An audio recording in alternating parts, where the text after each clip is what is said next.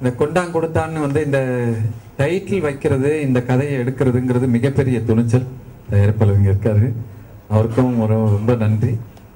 ஏன்னா இந்த மாதிரி கதைகள்லாம் இப்போ எடுக்க முடியுமா? இதெல்லாம் சீரியலுக்கு போயிடுச்சு. இப்போ வந்து இதெல்லாம் எடுபடுமான்னு கேட்குற ஒரு கேள்வி என் மனசுக்குள்ளே இருந்தது.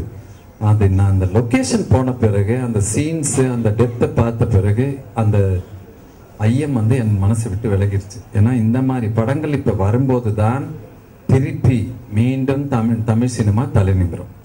குடும்பத்தோடு பார்க்கலங்கிற ஏக்கத்தை தீர்க்க ஒரு அருமையான படம் இருந்தது. ஏன்னா ஒரு குடும்ப உறவுகளுக்குள்ள இருக்கிற ஒரு என்ன டிஸ்பியூட்னு சொல்லுவாங்கல்ல, ஒரு சின்ன ஈகோ, அந்த ஈகோ கிளாஷ்னால வர மிகப்பெரிய பிரேக்கு, அந்த குடும்பங்கள் பிரியும் போது நடக்கிற வேதனையெல்லாம் ரொம்ப அழகாக படம் பிடிச்சிருக்காங்க. அதில் இளவரசும் நம்ம மீரா கிருஷ்ணன் அவர்களும் அண்ணன் தங்கச்சியாக நடிச்சிருக்காங்க. எப்படி நீங்கள் ஒரு கிழக்கு சிமையில் பார்க்கும்போது உங்களுக்கு ஒரு உணர்வு தட்டிச்சோ அதே உணர்வு இதில் வந்து கண்டிப்பாக இருக்கும். அதில் என்னன்னா, பிரிஞ்ச குடும்பங்கள் வந்து மீண்டும் சேருமா மீண்டும் சேரணுமே நீங்கள் கும்பிடக்கூடிய அளவுக்கு கருத்துக்கள் இருக்குது. அந்த அளவுக்கு ஐயோ இவங்க 2 பேரும் குடும்பத்தோடு சேரணுமே, இந்த 2 குடும்பம் ஒன்று சேரணுமேன்னு வேண்டுற அளவுக்கு படத்தில் சீன்ஸ்லாம் இருக்குது. அண்ட் வந்து இந்த படத்தை பொறுத்த வரைக்கும், என் கேரக்டர் பொறுத்த வரைக்கும், நீங்கள் சவாலி பார்த்தீங்கன்னா ஒரு நாகேஷ் சார் ரொம்ப மிக பெருமானான கேரக்டர் பண்ணியிருப்பார். அந்த கேரக்டர் என்னன்னா, ஒரு வில்லன் கூடயே இருந்து அவரையே நொங்கடக்கிற கேரக்டர் மாதிரி இருக்கும். அது மாதிரி இவர் மூஞ்சியை பார்த்தாலே தெரியும் அவர் என்ன கேரக்டர் பண்ணியிருப்பாருன்னு உங்களுக்கு சொல்ல வேண்டியதில்லை. பல வருஷங்களாக வில்லனாக பண்ணிட்டு இருக்காரு. எப்படி விவேக காலேஜ் ஸ்டூடெண்ட்ல மாற்ற முடியும், அதே மாதிரி ராஜ் கபூரையும் மாற்றவே முடியாது. அவர் வில்லனாவே வாழ்ந்துட்டு இருக்காரு. அதனால இவர் உள்ள என்ட்ரி ஆகும்போதே அவருக்கு வேட்டியை அவரே கட்டிட்டு வர்ற மாதிரியே வந்துடுறாரு. அதனால அவர் கூடயே வர கேரக்டரு. அதுக்கு வாய்ப்பளித்த திரு ராஜேந்திரன் அவர்களுக்கும், என்னோட ஒத்துழைத்த திரு ராஜ் கபூர் அவர்களுக்கும், அண்ட் மற்ற சக கலைஞர்கள். இதில் என்ன மிக ரொம்ப நாள் கழிச்சு சார், நான் நிறைய படம் நடிச்சிட்டு இருக்கேன். அதுக்கு நடுவில் ரொம்ப நாள் கழிச்சு இந்த எல்லாரும் கூட்டு குடும்பமா உட்காந்து ஷார்ட் கூப்பிடும்போது ஒரு 10 பேர் எந்திரிச்சு போய் அப்படி நடிக்கிற ஒரு கலாச்சாரம் இந்த படத்துல தான் ஆஃப்டர் வெரி லாங் டைம். யூஸ்வலா நான் வந்து எனக்கு வந்து ரொம்ப பிஸியா இருக்கனால நிறைய ஃபங்க்ஷன்ஸ் அட்டன் பண்ண முடியாது. ஆனா இந்த முக்கியமா இந்த கம்பெனி இந்த படத்துல நான் அட்டன் பண்ணணும்னு நினைச்சேன். ஏன்னா இந்த படத்தோட ப்ரமோஷனுக்கு என்னென்ன வேணுமோ எல்லாத்தையும் செய்யணும்னு எனக்கு மனசுக்குள்ள தோணுச்சு. அதனால வந்திருக்கேன். உங்களுடைய ஆதரவும் உங்களுடைய வாழ்த்துக்களும் இருந்தால் இந்த படம் மிகப்பெரிய வெற்றி அடையும். நன்றி. முதலாவதாக தேவனுக்கு நன்றி. அடுத்தபடியாக நான் நிற்க காரணமாக இருந்த ஸ்ரீ சந்திரசேகர் சாருக்கும், ஷோபாமாவுக்கும், விஜயனுக்கும், சங்கீதா அன்னிக்கும் என்னோட மனமார்ந்த நன்றி தெரிவிச்சுக்கிறேன். கொண்டான் கொடுத்தான் இந்த படத்தில் வந்து எனக்கு வாய்ப்பு தந்த ராஜேந்திரன் சார் அவர்களுக்கு ரொம்ப நன்றி. ஏன்னா ரொம்ப ஒரு பெரிய கேரக்டர் இந்த படம். ஏன்னா சுற்றி நடிக்கக்கூடிய ஆர்டிஸ்ட் ஒவ்வொருத்தரும் ரொம்ப பெரிய ஆர்டிஸ்ட் டேரக்டர்ஸாக நடிக்கிறாங்க.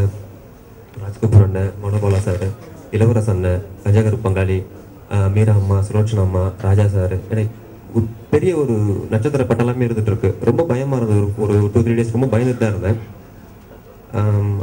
ஆனால் அந்த ஒரு இதுலேயும் சரி, அங்கே எனக்கு அவங்க கூட இருந்து கொடுத்த ஆதரவு சரி, நான் எங்கேயாவது மிஸ் பண்ணா எனக்கு சொல்லிக் கொடுப்பாங்க. மனோபாலா அண்ணனும் சரி, இளவரச அண்ணன் எல்லாரும் சொல்லி கொடுத்து அவர் நல்லபடியாக இந்த படம் அமைஞ்சிருக்கு, வந்திருக்கு. இந்த வாய்ப்பை ஏற்படுத்தி கொடுத்த ஐயப்பா ஆர்ட்ஸ் நிறுவனம் ஐயப்பா அவர்களுக்கும், இதை விட முக்கியமான ஒரு விஷயம், ஃபர்ஸ்ட் வந்து என்ன டைரக்டர் வந்து ஒரு ப்ரௌன் ஸ்டார் ஹோட்டலில் மீட் பண்ணோம். நானும் டைரக்டர் ப்ரொடியூசர் எல்லாருமே மீட் பண்ணும்போது அவங்களுக்கு யாருக்கும் அவங்க என் மேலே அவ்வளோ பெரிய நம்பிக்கை வரல. ஏன்னா என் படத்தை யாரும் அவங்க பார்க்கல என்னோட முதல் எடுத்துக்கட்டு படத்தை. ஆனால் பார்த்த ஒரு 10 நிமிஷத்துல சொன்னார், அப்பா ஹனுமந்தராவ் அப்பா சொன்னார், ப்ரொடியூசர் சார் சொன்னார், இந்த பையனை கன்ஃபார்ம் பண்ணிக்கோங்க அப்படின்ட்டு. அவர் என்ன நம்பிக்கை வச்சாரு எனக்கு தெரியல. ஆனால் ரொம்ப ஒரு சந்தோஷமா இருந்தது எனக்கு. ஆனால் சுற்றி இருந்தவங்க எல்லாருமே வந்து அவங்களுக்கு அந்த அளவு நம்பிக்கை இல்லை. படத்தை ஒரு வாட்டி பார்த்து டிசைட் பண்ணுவோம்னு சொன்னாங்க. ஆனால் அவர் தைரியமாக சொன்னார், இந்த பையனை போட்டு படம் பண்ணுங்க, நல்லா வரும் அப்படின்றாரு. அதுக்காக நான் தனிப்பட்ட முறையில் நன்றி தெரிவிச்சுக்கிறேன். கூடியிருக்கும் பத்திரிகை நண்பர்களுக்கும், தொலைக்காட்சி நண்பர்களுக்கும், வானொலி நண்பர்களுக்கும் எல்லாருக்கும் கதிரின் பணிவான வணக்கம். நன்றி. நான் இதில் வந்து ஒரு முக்கியமாக ஒன்று சொல்லணும்னா, இந்த மாதிரி ஒரு சின்ன படங்களுக்கு வந்து ஆணிவேரே வந்து ப்ரொடியூசர் தான். அவரை பற்றி தான் நான் அந்த படத்தில் வந்து பெருமையாக பேசுகிறேன். ஏன்னா அவர் ஷூட்டிங் ஸ்பாட்ஸில் நான் வந்து நான் பார்த்ததில் அட்வான்ஸ் கொடுத்தது கூட வந்து மேனேஜர் சார் கிருஷ்ணா சார் தான் கொடுத்தாரு. ப்ரொடியூசரை கண்ணிலவே காட்டவே கிடையாது. ஏன்னா இந்த மாதிரி படங்களுக்கு வந்து தைரியமா வந்து அவ்வளோ அமௌண்ட் கொடுத்து வந்து நான் ஷூட்டிங் ஸ்பாட்டுக்கே பார்க்காத ஒரு ப்ரொடியூசரை வந்து இவரத்தான் பார்க்குறேன். ஏன்னா இப்பெல்லாம் வந்து சினிமா வந்து அது வியாபாரம் ஆகிட்டாங்களே தவிர நேசிக்கிறவங்க யாருமே கிடையாது. நான் இப்போ வந்து இன்னைக்கிட்டே வந்து அவர்கிட்ட வந்து அவராக வந்து இன்ட்ரடியூஸ் பண்ணிட்டார், நான் தான் சார் ப்ரொடியூசரு. நான் பார்த்தா ஷாக் ஆகிட்டார். அவ்வளவு பெரிய ஒரு யதார்த்தமான ஒரு மனுஷன். அதே மாதிரி இந்த படம் அவருடைய யதார்த்தம் தான் இந்த படத்தோட யதார்த்தம் ராஜேந்திர சார் கொடுத்துருக்காரு. ஸோ அவர் ஒரு வார்த்தை சொன்னார் சார். அவர் ஐ திங்க் தெலுங்குக்கார் போல் இருக்கு. அவர் சொன்ன ஒரு வார்த்தை, என்னுடைய தாய்க்கு அப்புறம் வந்து நான் இந்த தமிழ் மண்ணத்தை நான் நேசிக்கிறேன்.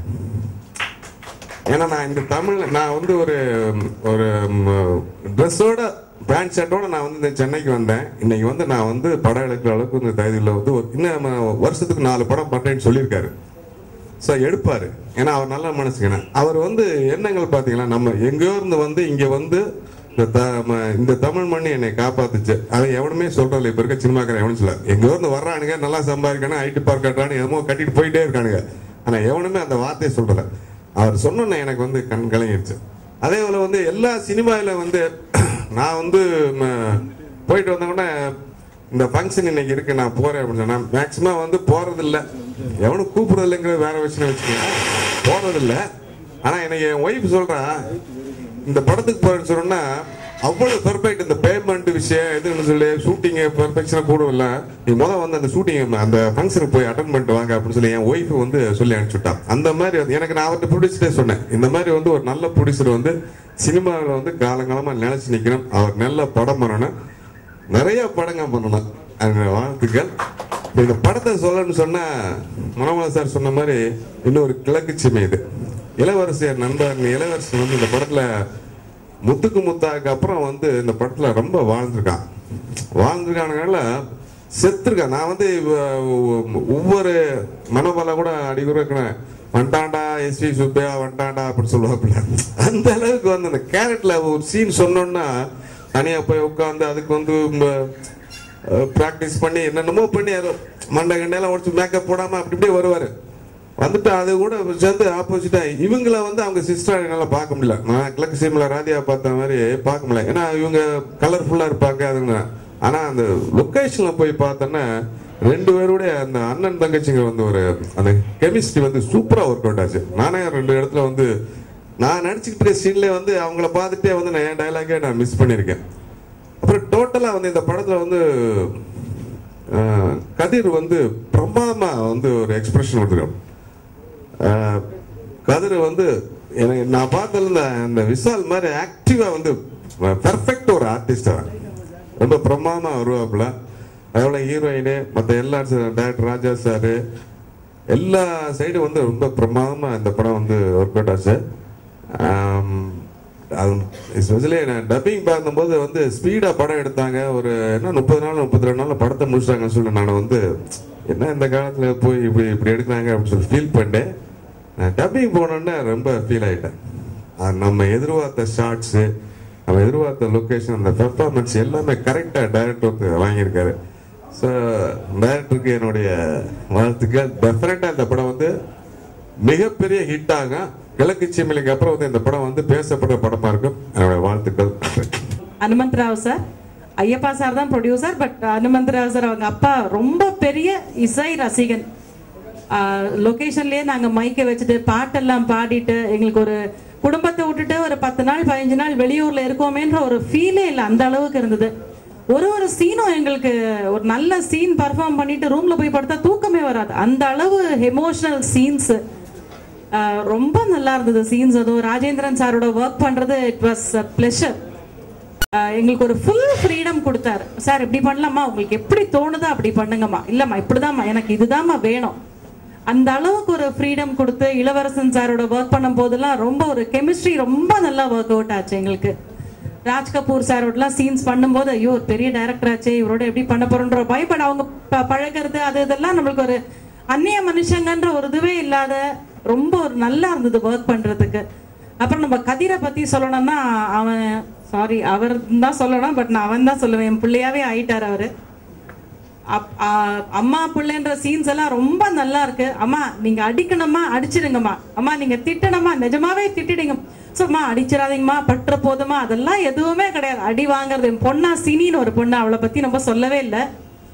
கேரளா ஆர்டிஸ்ட், அவளை அடிச்சு பின்ற ஒரு சீன் இருக்கு. கிட்டத்தட்ட ஒரு 4-5 டேக் போனோம்.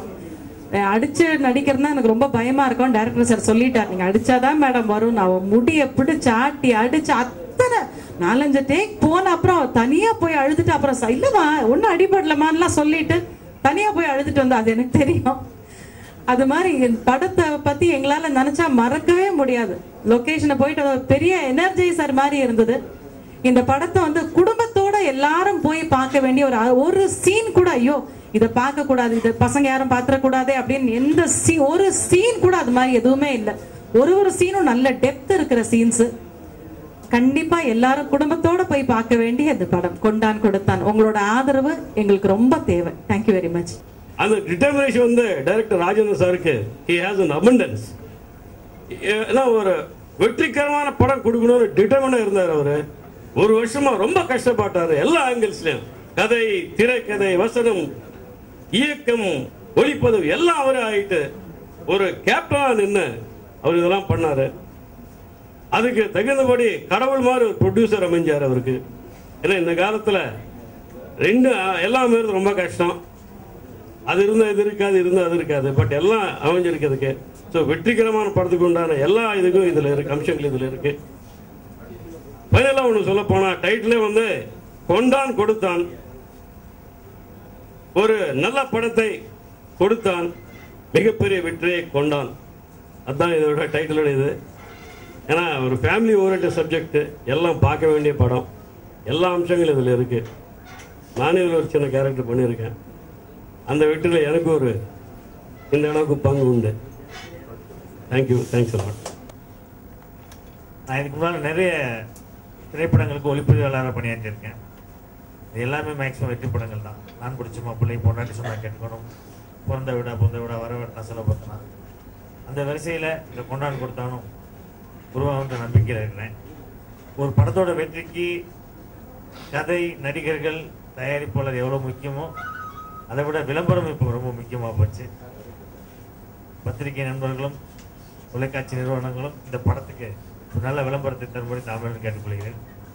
இந்த படத்தில் கதிர் இதெல்லாம் ஹீரோவாக நடிச்சிருக்காரு. இவர் ஏற்கனவே வெளுத்துக்கட்டு படத்தில் ஹீரோவாக நடித்தவர். ராசு என்கிற கேரக்டர் வாழ்ந்திருக்காரு. அவ்வளோ அற்புதமான ஒரு கிராமத்துக்காரனா, ஒரு சாதாரண வேஷ்டி, ஒரு பழைய சட்டை வாங்கிட்டு 4 வேஷ்டி இதுதான் அவரோட ஒரு கதாபாத்திரம். ரொம்ப அற்புதமா வாழ்ந்திருக்காரு. ஒரு கபடி பிளேயர், ஒரு கபடியில ஒரு பெரிய ஆள் ஆகணும்னு ஒரு ஆர்வத்துல கபடி விளையாண்டு.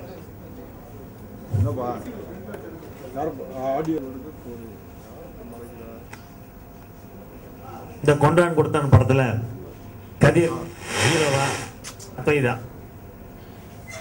அடுத்து இளவரசர், ஒரு யதார்த்த நடிகர், ஒரு செல்லையாங்கிற கேரக்டர்ல ரொம்ப அற்புதமாகவும், அவருடைய தங்கையாக திருமதி மீரா கிருஷ்ணன் அவர்கள் ரொம்ப அற்புதமாக நடிச்சிருக்காங்க.